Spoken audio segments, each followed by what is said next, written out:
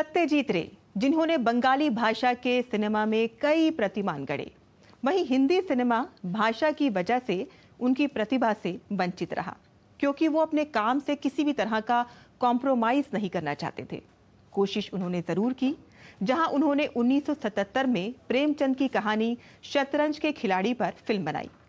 ये उनकी हिंदी सिनेमा की एकमात्र फिल्म है, और क्योंकि ये फिल्म लखनऊ के नवाबों पर बनी थी और इसीलिए उन्होंने इसके संवाद उर्दू में लिखवाए, जिसके लिए उन्होंने कई तरह की रिसर्च की और कई लोगों पर सोच विचार करने के बाद ये काम प्रसिद्ध पटकथा लेखक जावेद सिद्दीकी जी को सौंपा गया। जावेद सिद्दीकी आज साहित्य और फिल्म की दुनिया का एक बहुत बड़ा नाम है। जावेद सिद्दीकी, जिन्होंने श्याम बेनेगल और मुजफ्फर अली की ऑफ बीट फिल्मों से लेकर यश चोपड़ा, सुभाष घई और रमेश सिप्पी की कमर्शियल फिल्मों के लिए पटकथा और संवाद लिखकर अपना एक खास मुकाम बनाया है। कई सुपरहिट फिल्मों में जावेद सिद्दीकी के कलम का कमाल शामिल रहा है। जावेद सिद्दीकी साहब आज सत्यजीत रे के साथ अपने तजुर्बे को हमसे साझा करने के लिए हमारे साथ जुड़े हुए हैं। जावेद सिद्दीकी साहब, बहुत बहुत स्वागत है आपका डीडी न्यूज़ में। बहुत शुक्रिया, आपने मुझे ऐसे आदमी के बारे में बात करने के लिए यहाँ निमंत्रण दिया है जिनका एहसान मैं जिंदगी भर अदा नहीं कर सकूंगा। बहुत शुक्रिया जी जावेद साहब, यूँ तो आपका काम ही इतना ज़्यादा है कि उस पर भी एक प्रोग्राम बन सकता है, लेकिन क्योंकि आज हमारा ये प्रोग्राम सत्यजीत रे की प्रतिभा पर, उनके फिल्म डायरेक्शन के ऊपर आधारित है, तो इस वजह से आज हम बात करेंगे सत्यजीत रे की। और हम ये कह सकते हैं कि आपने जो अपने फिल्मी करियर की शुरुआत करी, संवाद की, वो सत्यजीत रे के साथ की थी। तो ये एक बहुत बड़ी बात है, क्योंकि लोगों का तो सपना होता है उनके साथ काम करने का, और आपके काम की शुरुआत ही उन्हीं के साथ हुई है। तो किस तरह की फीलिंग आपकी रही उस टाइम जब आपको ये उन्होंने कहा कि मेरे फिल्म के डायलॉग्स आप लिखेंगे? हाँ, थोड़ी देर के लिए आसमान घूम गया और जमीन पांव के नीचे से निकल गई थी। ये बड़ा अजीब व गरीब वाकया है, इसलिए कि उससे पहले, फिल्म लेखन से पहले या सत्यजीत रे से मुलाकात से पहले मैं जर्नलिस्ट था, और मैंने कभी ये नहीं सोचा था कि मैं फिल्म लाइन में आऊंगा या मुझे डायलॉग लिखने का मौका मिलेगा।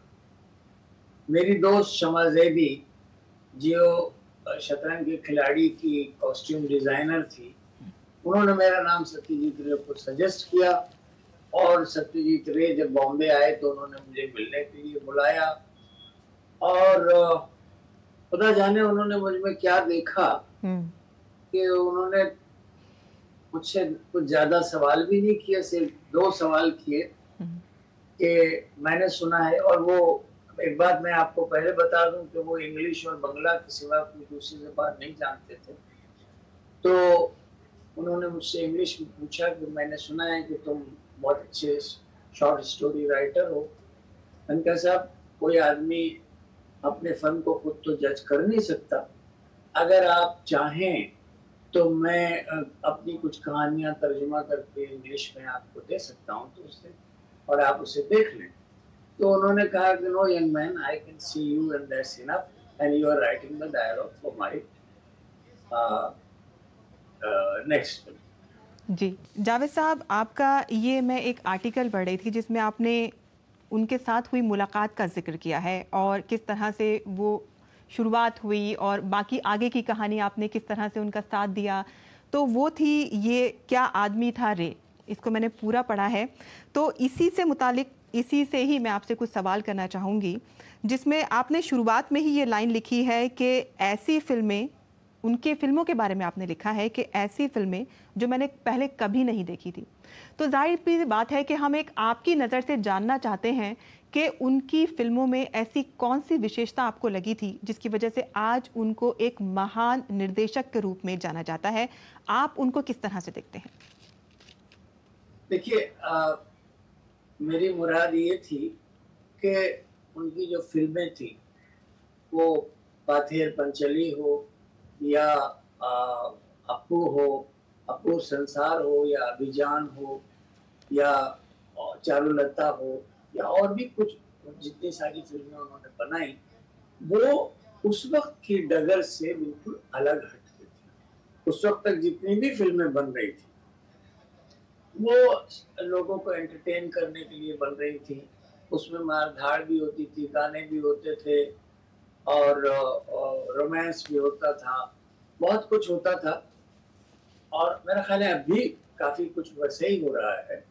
लेकिन उनका जो जो उनकी जो फ़िल्में हुआ करती थी, वो इंसान के इतने करीब, इतनी अच्छी उसकी स्टडी, गरीबी क्या होती है, उसका दुःख क्या होता है, गरीब आदमी कैसे रहता है और इस तरीके की चीज़ें जो हैं, वो इससे पहले स्क्रीन पे नहीं आई थी। इसलिए उन्होंने मुझे ही नहीं, हुँ, मेरे जैसे लाखों लोगों को चौंकाया, मैं भी उनमें से एक हूँ और मैंने उस वक़्त सोचा कि ये आदमी है कौन, जिसने इतनी अजीब-अजीब फ़िल्में बनाई हैं, इतनी हट के फ़िल्में बनाई हैं और सबसे बड़ी चीज़ ये कि उन्होंने जो कुछ भी कहा है, वो फ़िक्शन नहीं मालूम होता।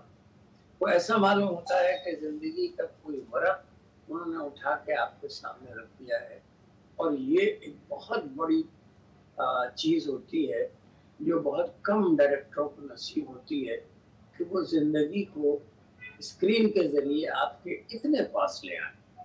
ये बात सत्यजीत रे में थी। आपने ज़बान के हवाले से जो बात कही है कि वो बंगाली भाषा के निर्देशक थे और लेकिन कहीं भी उनकी फ़िल्मों में अगर चाहे वो बंगाली जानता भी ना हो, लेकिन अगर उनकी फ़िल्म को देखेगा, तो वो आसानी से उस फ़िल्म को समझ पाएगा, उसकी कहानी को समझ पाएगा और वो किरदार क्या कहना चाहता है, वो भी समझ पाएगा। तो ये उनकी फ़िल्मों की ख़ासियत थी और इसी का ज़िक्र आपने भी किया है कि अगर कोई ज़बान से समझ भी नहीं पाएगा तो भी सिर्फ तस्वीरें देखकर ही समझ जाएगा कि वो क्या कहना चाहते हैं। तो ये उनकी फ़िल्मों की ख़ासियत थी।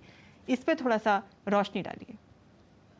नहीं, आप बिल्कुल सही कह रही हैं। ये बात मैंने इसलिए लिखी थी कि जब मैं डायलॉग लिख रहा था और हम जब जब मैं डायलॉग लिखता था तो उनको इंग्लिश में तर्जुमा करके भी सुनाता था और वो उसमें अपनी राय भी देते थे कि ये इस तरह होना चाहिए, इस तरह होना चाहिए। तो एक मर्तबा उन्होंने मुझे कहा कि देखो, डायलॉग वही लिखना चाहिए, जहाँ तस्वीर बोलना बंद कर दे।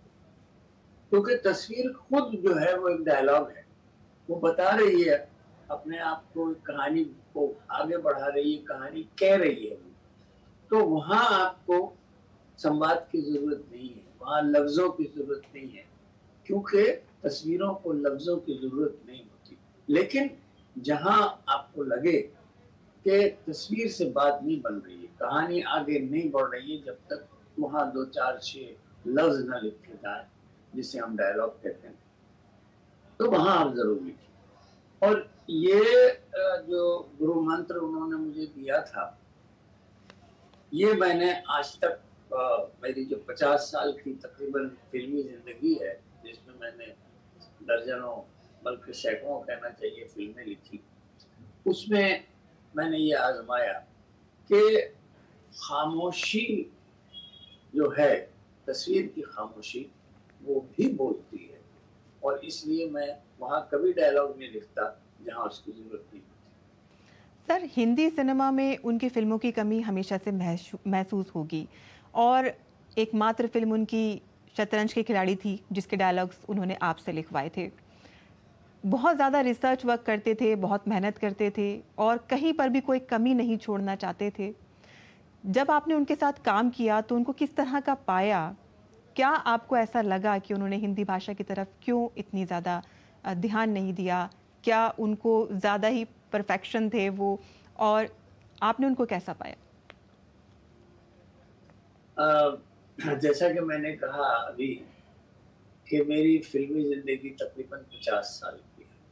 इस 50 साल में मैंने तकरीबन 30-35 मुख्तलिफ डायरेक्टरों के साथ काम किया और मैं आज ये कह सकता हूँ कि मैंने सत्यजीत रे से ज़्यादा ऑर्गेनाइज़्ड और सुलझा हुआ डायरेक्टर नहीं देखा। उसकी एक मोटी सी मिसाल मैं आपको ये दूँ कि वो अपने हर शॉट का एक स्केच बनाया करते थे और और ये एक मोटा सा खाता हुआ करता था, जैसे पुराने जमाने के बनियों के पास होता था, वो अपने लाल कपड़ा चढ़ा हुआ उसके ऊपर, जिसे भाई खाता कहा जाता है, और जिसमें पुराने जमाने में हिसाब किताब लिखा जाता है, वैसे ये खाता था। और उसके हर पेज के ऊपर उनके तमाम शॉर्ट्स जो थे वो ऊपर नीचे लगे होते थे। उसके साइड में वो डायलॉग जो उनका होता था वो बंगला में भी लिखा होता था, और वो मतलब बंगला भाषा, बंगला लिपि में उर्दू लिखी हुई होती थी और इंग्लिश ट्रांसलेशन भी लिखा हुआ। और उस जो फ्रेम वो बनाते थे, जो स्केच वो बनाते थे, उसे देखने के बाद ये अंदाजा फौरन हो जाता था कि ये फ्रेम कितना बड़ा है, इसमें एक्टर जो है वो मिड शॉट में है, लॉन्ग शॉट में है, क्लोजअप में है, और फ्रेम के अंदर क्या दिखाई दे रहा है और क्या नहीं दिखाई दे रहा है। मतलब अगर वो जो आर्ट डायरेक्टर है या कैमरामैन है, वो उस फ्रेम, उस स्केच को देखने के बाद वो खुद ब खुद उसकी कैमरा लगा के और उसका शॉट रेडी कर दिया करता था। ये उसका कमाल था, और ये वही आदमी कर सकता है जिसका विजन बिल्कुल क्लियर हो, जिससे ये मालूम हो कि वो क्या कहना चाह रहा है, किस तरह कहना चाह रहा है, और उसका एक स्केच बना दे। यही जिक्र आपने अपने इस आर्टिकल में भी किया है कि मैंने ये महसूस किया कि उनकी एक तीसरी आँख थी और उस तीसरी आँख से वो सब कुछ महसूस कर लिया करते थे। यहाँ तक कि अगर उनकी स्क्रिप्ट और कहानी के साथ कोई आम व्यक्ति भी जा रहा है तो वो उससे भी एक्टिंग करवा लिया करते थे। ज़रूरी नहीं था कि कोई नामवर कलाकार ही हो जिससे वो काम कराएं। अगर कोई आम व्यक्ति भी उनको लगता है कि वो हाँ उनकी स्क्रिप्ट के लिए सही है, उनकी कहानी के लिए सही है, तो वो उससे भी काम करा लिया करते थे। देखिए, उनकी तीसरी आंख की बात मैं आपको बताऊं तो उनकी तीसरी आंख का सबसे बड़ा जो नमूना है, तो वो तो मैं खुद बताई कि आपने बताया बस 2-3 मिनट उन्होंने मुझे देखा और फिर उसके बाद कहा कि बस तुम मेरी फिल्म के डायलॉग लिखोगे। हाँ, तो ये उनकी तीसरी आंख ही तो थी। जी। वरना एक लड़का उनके सामने बैठा हुआ है जिसका कोई बैकग्राउंड नहीं है, जिसके बारे में वो कुछ भी नहीं जानते, और जो एक जो दूसरी जबान बोलता है, जो उनकी जबान भी नहीं बोलता, और उस आदमी को देखकर ये फैसला कर लेना कि ये बंदा जो है ये बिल्कुल सही है। एक दूसरी मिसाल मैं आपको देता हूँ, बड़ी इंटरेस्टिंग मिसाल है। बीरूत के एयरपोर्ट के ऊपर ट्रांजिट में सत्यजीत रे खड़े थे, फ्लाइट का इंतजार कर रहे थे। वहां इत्तेफाक से सईद जाफरी भी थे, वो भी कहीं जा रहे थे। उन्होंने सत्यजीत रे को देखा तो आए, कुछ आदाब सलाम हुआ, और सत्यजीत रे ने उनसे 2-4 बातें की और फिर छूटते ही पूछा, सईद तुम मेरी फिल्म में काम करोगे? सईद उस वक्त तक हिंदुस्तान में बिल्कुल नहीं जाने जाते थे। बीबीसी में उन्होंने कुछ ड्रामों में काम किया था, 1-2 फिल्मों में काम किया था। ये बस इंग्लिश एक्टर के तौर पर जाने जाते थे और हिंदुस्तान में उनका कोई नाम तक नहीं जानता था। अब एयरपोर्ट पे खड़े हुए एक आदमी से, जिसके बारे में वो बहुत ज्यादा नहीं जानते, ये कहना कि तुम मेरी फिल्म में काम करोगे, फिल्म में काम भी किया, मतलब उस फिल्म का दूसरा सबसे ज्यादा इम्पोर्टेंट रोल।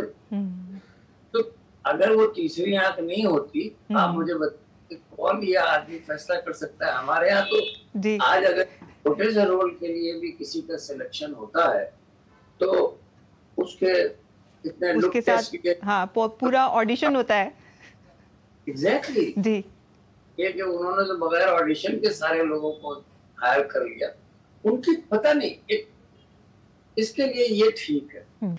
सत्यजीत रे साहब में बहुत ज़्यादा वर्सटाइल थे, वो बहुत ज़्यादा, मतलब हर चीज़ के अंदर बहुत ज़्यादा माहिर थे।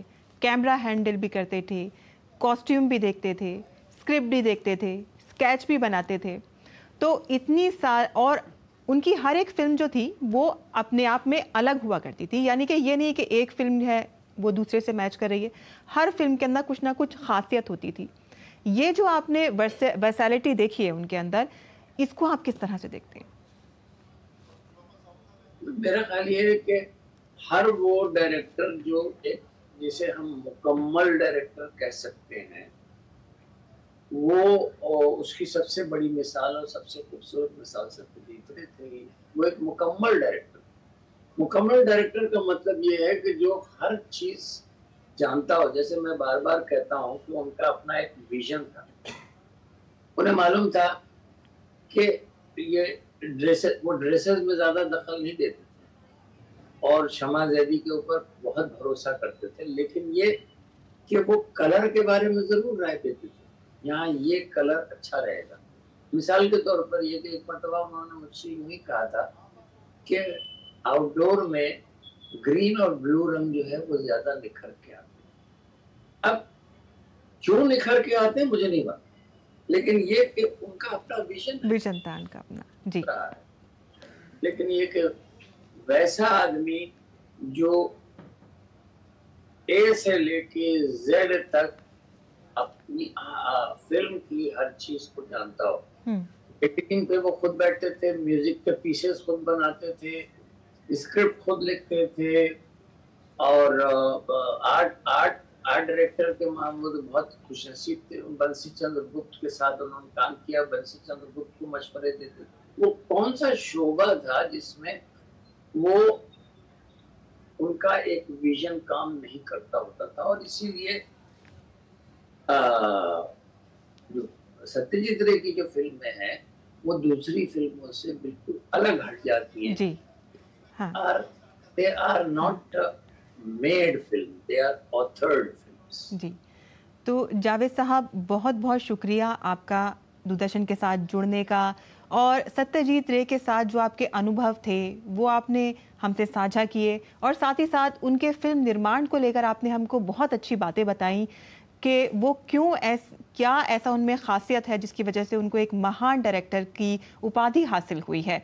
बहुत बहुत शुक्रिया आपका हमसे बात करने के डीडी न्यूज़ से। बहुत शुक्रिया।